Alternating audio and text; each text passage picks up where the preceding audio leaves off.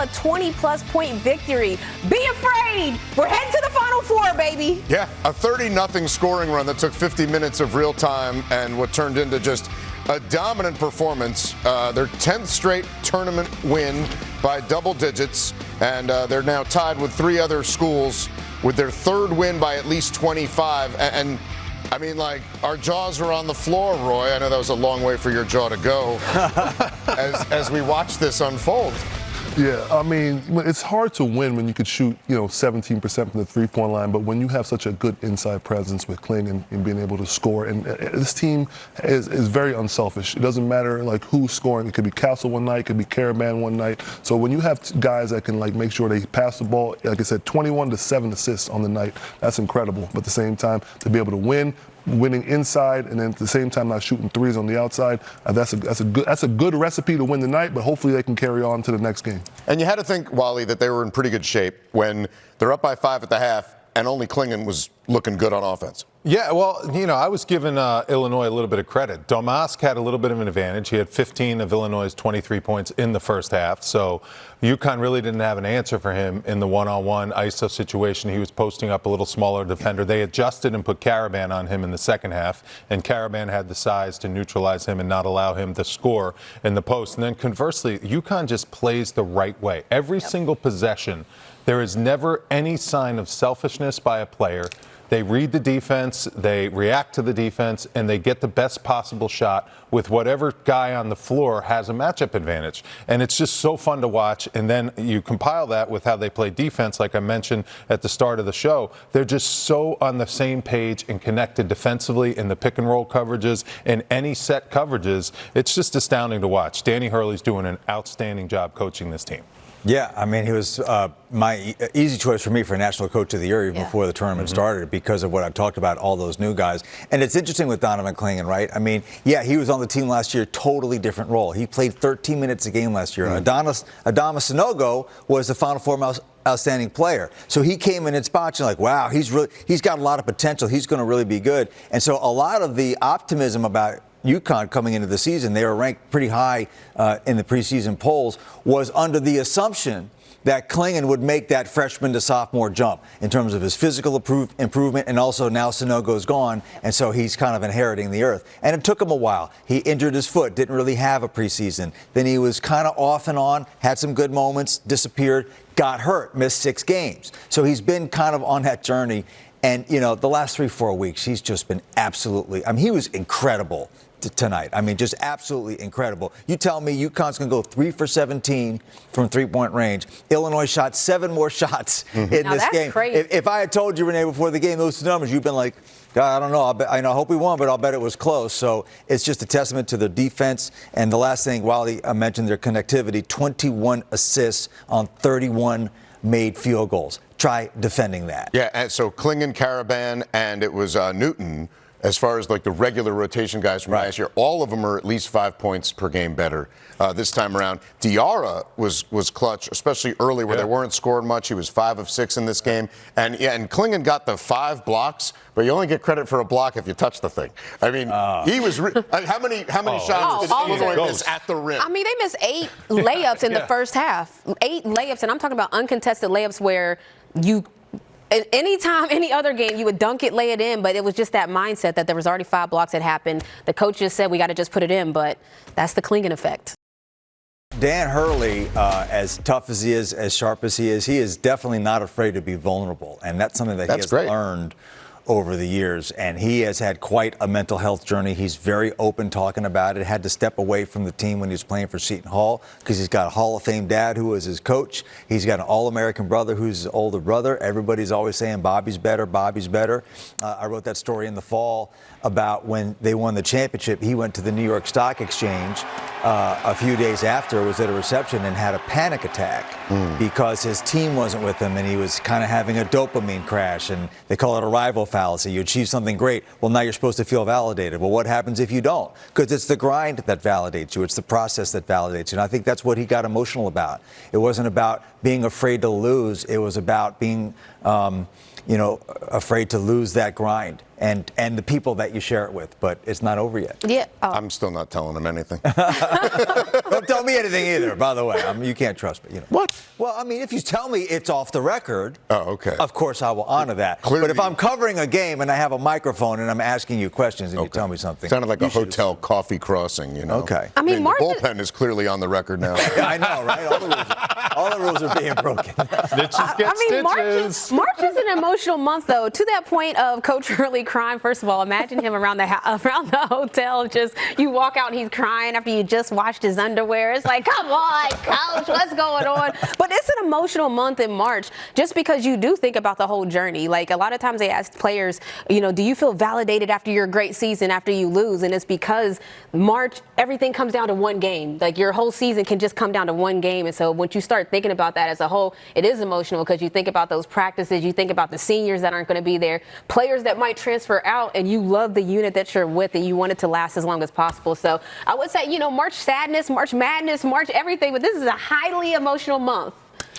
Well, I feel like, seeing these young men cut down these nets reminds me of when, I made it to the Final Four and everything like that. I definitely shed a tear for sure. I don't think anybody caught it at the time. But it's obviously a culmination of all the hard work. This team knows where they want to go. They've been there before, and they know that they this is like their first challenge, and they overcame that challenge. But at the same time, I'd be remiss if I didn't say that, the starters were on a mission, but the bench came as well. 23 points off the bench at this point in the season, even in a blowout, to me is great. The starters and the bench are headed in the right direction. It's interesting to me that Danny said, he actually let himself think what would happen if we lost. When I was, making the Cinderella run, we were going up against Kentucky, huge underdogs. I never thought we were going to lose. I never let that enter my mind. That was just my mindset as a player. So I guess coaches, players, they all handle things a little bit differently. But I wouldn't let myself think about that consequence because that would put that element of doubt in my mind. And I wanted to make sure I was going into that game and going into every game without ever thinking there was a chance I was going to lose. 77-52.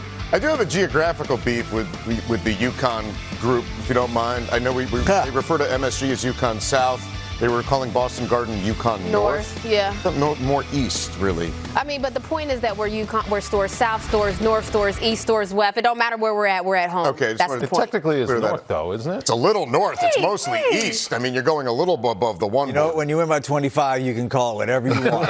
Whatever. We can say whatever we like. What do we want to say about Illinois, by the way? They brought some fans, too, to Boston, Roy. And this was a dangerous team, one of the top scoring teams in the country that, of course, had to go up against Iowa State in their last game and see their numbers go down. And then today, fewest points since 2021. I mean, all in all, Illinois should be proud. They had a good season this year. Terrence Shannon Jr. averaged 23 and 4. It wasn't his night tonight. I think we talked about how the fact that Klingon was altering so many shots at the rim.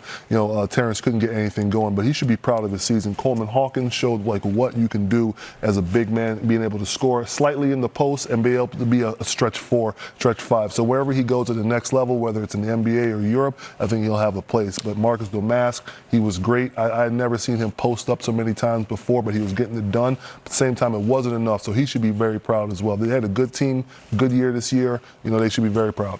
Yeah, Big Ten tournament title in dominating fashion. They pushed Purdue in the regular season, and the Big Ten just lost by, I think, 2 games. It was a really close race, came in second. It's an outstanding year. I mean, they had high expectations for themselves coming in, and I think they exceeded them to the fullest. An outstanding run in the NCAA tournament. You just ran up against one of the best teams of all time in the UConn Huskies this year. I mean, this program is just dominating college basketball like we haven't seen in decades, and Illinois has nothing to be ashamed about. They had an outstanding season.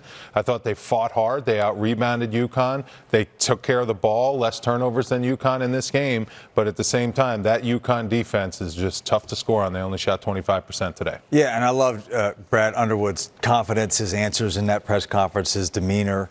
You lose guys, you bring guys in with the transfer portal. You don't have to worry so much about roster turnover now.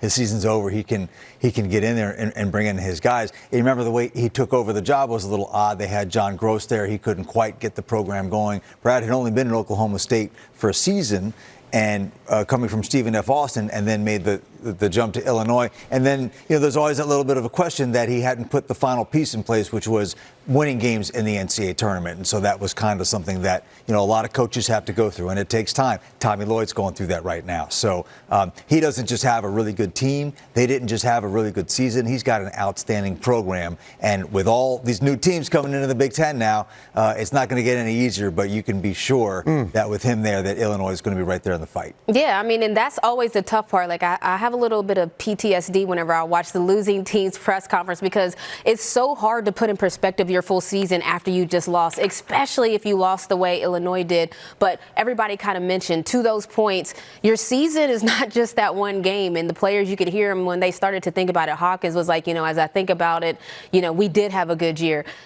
29 games, a 29-game win season. If you said that before the season, you would be excited. Like, yeah, you'll win 29 games. Exciting. That's great. It's just when you run into a buzzsaw, it's tough. But you got to credit Illinois. I mean, from start to finish, they've been one of the most exciting teams to watch. High-powered offense, play together. Hawkins had a good showing. The Mats, like you said. But it's just tough when you lose that game like that. It makes me feel bad for them because it's hard to see anything else. Yeah, and they've grown up watching regional finals and Final Fours, and they had to kind of know that after a 30-0 run, they were on the bad end of this deal. A 22-point performance from Kling Kong. Kling Kong in the face. See that one coming in. And by the way, the rebounds, the blocks, the steals, no one since Joe Smith in 1995 had done such a thing. And while he was also like the only guy really performing at a high level in the first half of this game, once everybody else caught up, 30-0 run. Yeah, his motor for a big guy is outstanding. I mean, he runs hard. He looks like he's out of breath the whole entire game because he's playing so hard on every single possession, really fights and bangs in the post. And what I was so impressed about him, and you can also speak to this, Roy, he works really hard to get his position, especially on the offensive end of the floor. He had Coleman Hawkins under the basket. He was posting up. He would catch the ball. All he had to do was turn around and just make a layup. I mean, that is because he works really hard to establish and earn that position and get that position where he knows he has an advantage and going to score with ease.